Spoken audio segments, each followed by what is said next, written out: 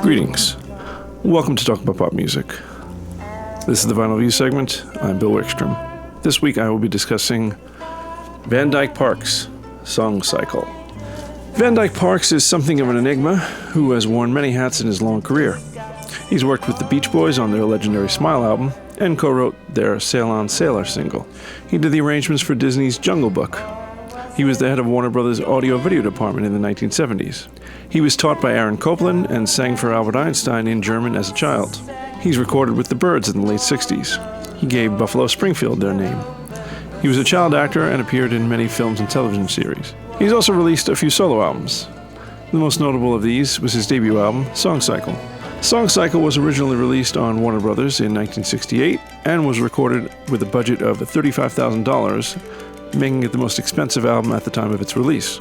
It's an assemblage of various styles of American music, ranging from old-timey American ragtime and show tunes, traditional bluegrass, orchestrated suites, all in a very esoteric, psychedelic late 60s Baroque pop art context. It's simultaneously backwards-looking and progressive. The songs are somewhat seamless and flow better than most albums of this sort, in my honest opinion. For starters, there are never any discernible lulls that seem to plague the good majority of so-called experimental pop music. Something is always taking place, and it's that very thing about it, which is wonderful, that may be off-putting to some. I love Dyke Parks, and I love this album too. This release was a limited edition 180-gram pressing of 2,500 copies, celebrating its 45th anniversary.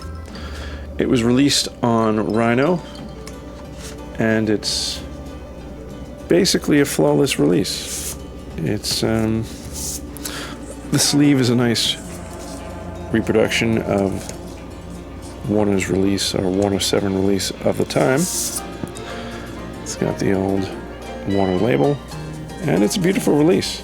If you're a fan of the Beach Boys or other pop eccentrics like Harry Nilsson and Randy Newman, I would highly recommend picking this up. For Talk About Pop Music, I'm Bill Wikstrom, and this was the Vinyl View segment.